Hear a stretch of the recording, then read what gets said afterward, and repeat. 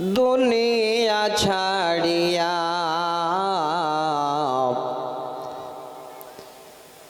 মসজিদের ওই পলকে আয়না দোলা দে সাজায়া তারে জনমের লাগিয়া।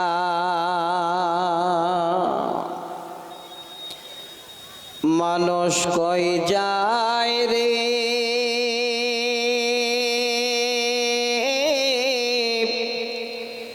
দুনিয়া ছাড়িয়া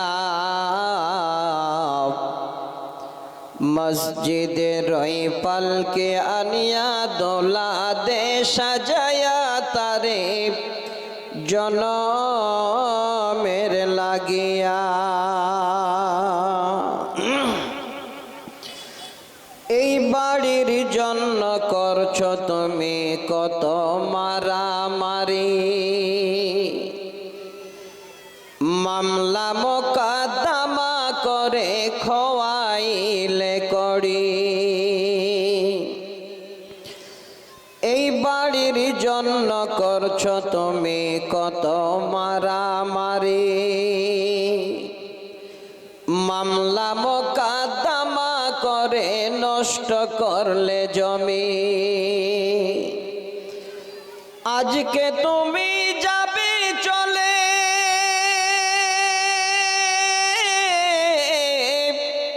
সব কিছু ছাড়িয়া, মসজিদের ওই পলকে আয়না দোলা দে সাজায়া তারে জনমের লাগিয়া। ছেলে মেয়ে নববধূর প্রেমেতে মাতিয়া, নামাজ রোজা সব ছাড়িলাম দুনিয়ায় আসিয়া। নববধূ ছেলে মেয়ের প্রেমেতে পড়িয়া,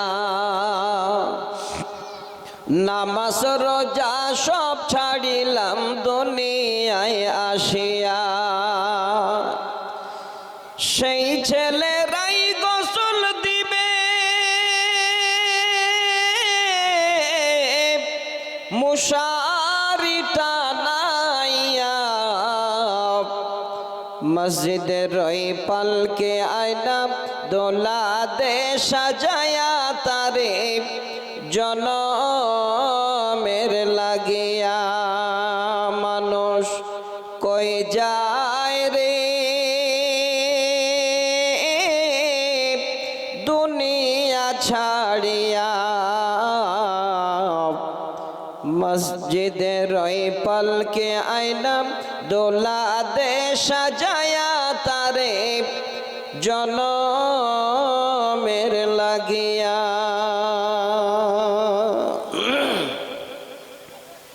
উপস্থিত স্বনামধন্য সুযোগ্য সম্মানিত সভাপতি সাহেব, মঞ্চ উপবিষ্ট আকাশে সাদৃশ্য ওলামায়ে কেরাম এবং আমার বন্ধুবর মাওলানা কারি সানাউল্লাহ সাহেব, সম্মুখে বসে থাকা উত্তর এলাকা থেকে আসা সকল হিতাকাঙ্ক্ষী বয়োজ্যেষ্ঠ বয়কনিষ্ঠ শ্রোতামণ্ডলী, কিছুটা পর্দার ভিতরে বসে থাকা পর্দা নাসিনা অবলা সরলা মা খালা বোন ও বনান্যেরা, সর্বাগ্রে সে রাব্বুল আলামিনের দরবারে শুকুর গুজার করি, তেনার শুকরিয়া আদায় করি যিনি আল্লাহ আজকে আমাদের এই দিবাগত রাতে আমাদের দীর্ঘ সময় ধরে থাকতে হবে সেই কবরস্থান উন্নতি কল্পের এই জালসার আয়োজন করার আল্লাহ আমাদের সুযোগ দিয়েছেন, সময় দিয়েছেন। সে আল্লাহর দরবারে তিনার কৃতজ্ঞ বান্দা হিসাবে তিনার কাছে একবার শুকরিয়া আদায় করি। পুরুষেরা উচ্চ স্বরে, মায়েরা মনে মনে, সকলে মিলে একবার পড়ি আলহামদুলিল্লাহ।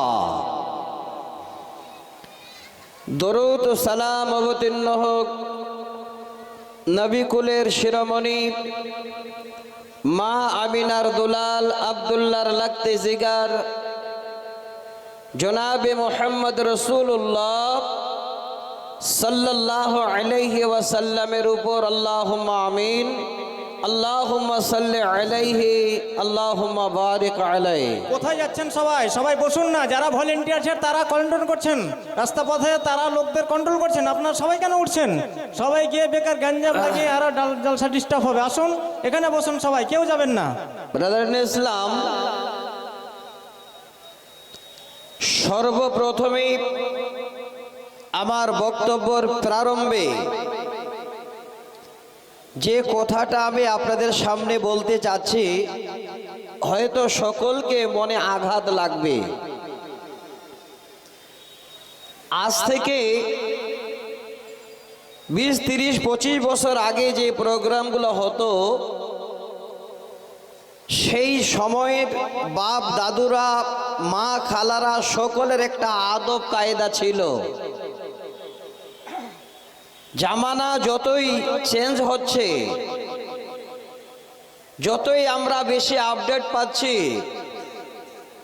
যত আমাদের শিক্ষার জন্য স্কুল কলেজ বেড়ে যাচ্ছে, আমরা মনে হচ্ছে তত আরো সামাজিক ব্যবস্থা ভুলে গিয়ে আমরা মানুষেরা আদব কায়দাগুলো ভুলে যাচ্ছে। আমার দিনী বন্ধু, আমার ভাই সকল, আমি আপনাদের কাছে আজকে মেহমান। দীর্ঘদিন পরে হয়তো আপনাদের সঙ্গে আবার আল্লাহ আমাকে মুলাকাত করিয়েছেন। এই সময়টাকে আমি একটুকু আপনাদের নষ্ট হতে দেব না।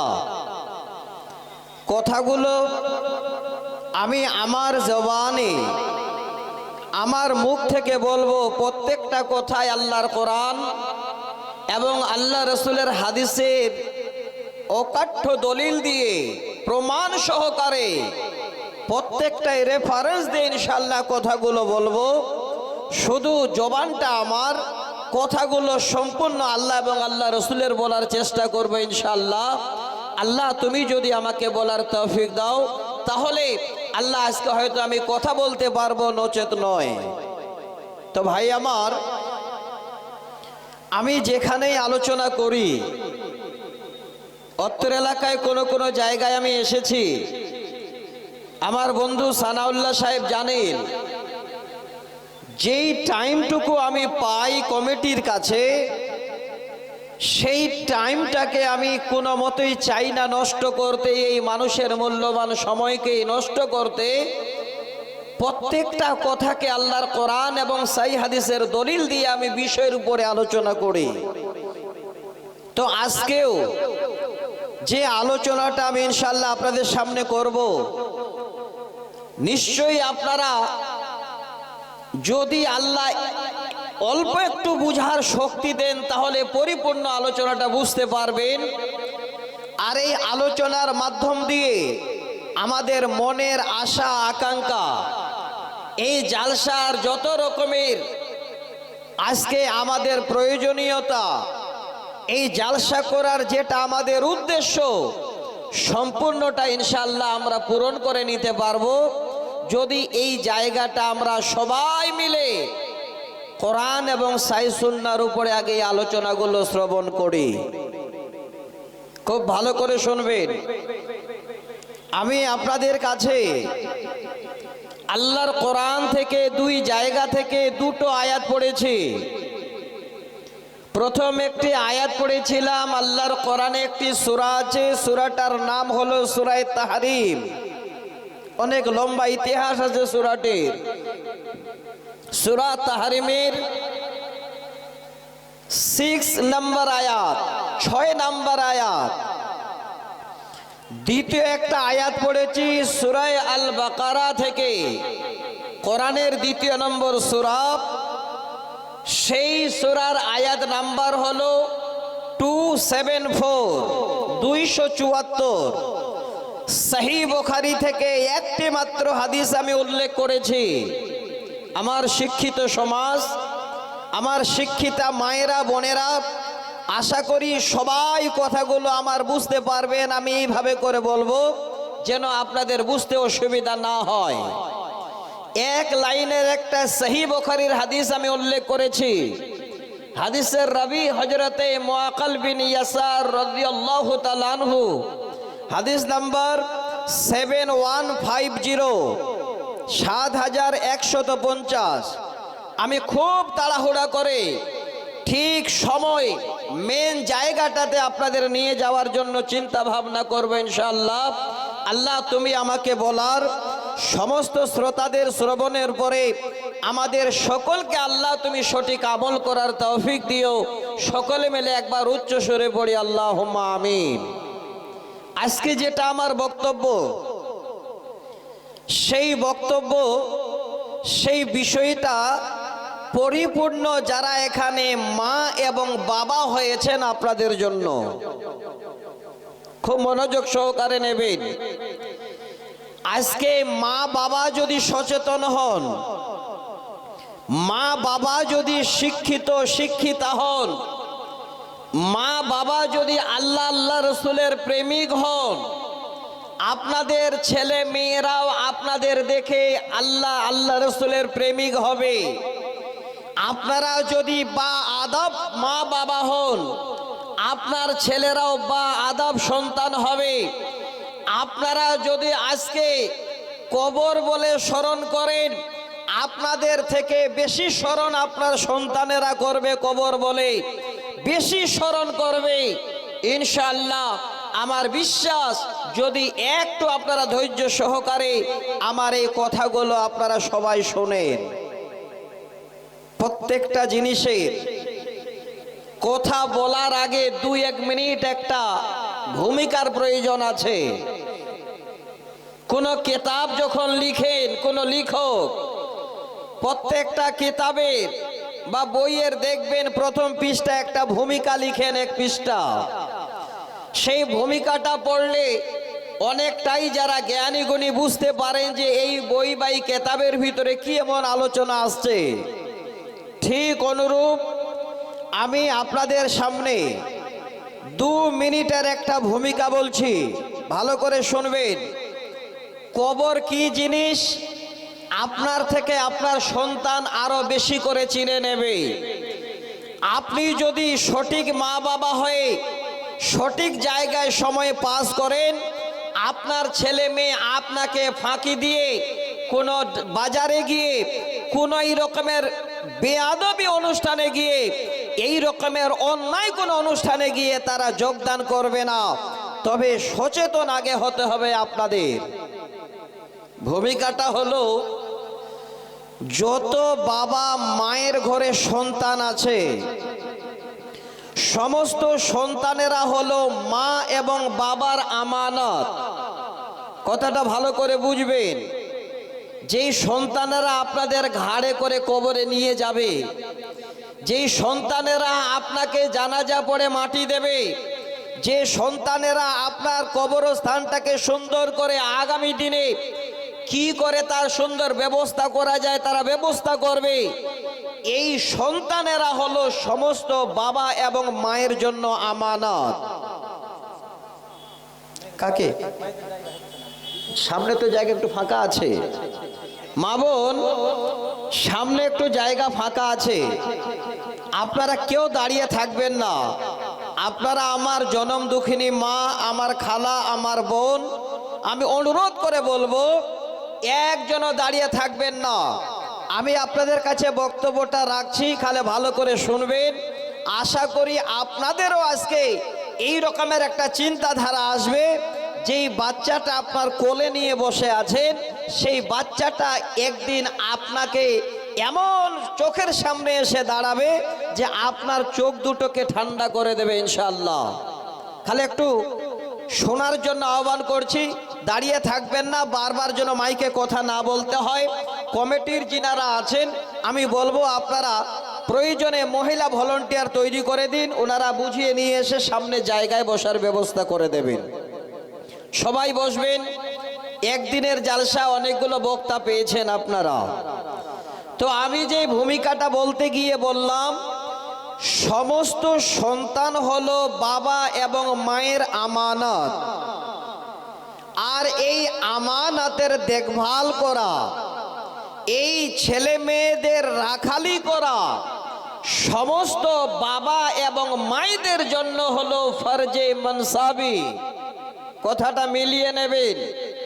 এবার আপনি বলবেন, মাওলানা ছেলে মেয়েদের তো আমরা ঠিকই দেখভাল করি, ভালো ভালো ছেলে মেয়েদের খাবার ব্যবস্থা করি, ভালো ভালো জামা কাপড় পরাই, সুন্দর জায়গাতে তাদের গাড়ি করে ঘোরাতে নিয়ে যায়, এর মানে সন্তানের আমানতের দিয়ানাতদারি আপনার করা হলো না।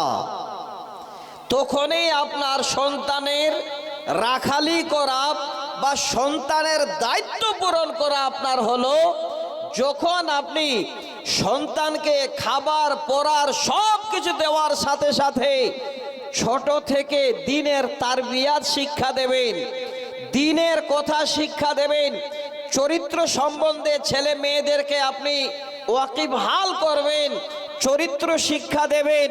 জেনে রাখবেন ভালো করে, ছোট থেকে যেই বাবা এবং মা, যিনি আল্লাহ, যিনি আমাদের স্রষ্টা, তিনাকে চিনাবেন। নবী মুহাম্মদ রাসূলুল্লাহ সাল্লাল্লাহু আলাইহি ওয়াসাল্লাম আমাদের শেষ নবী।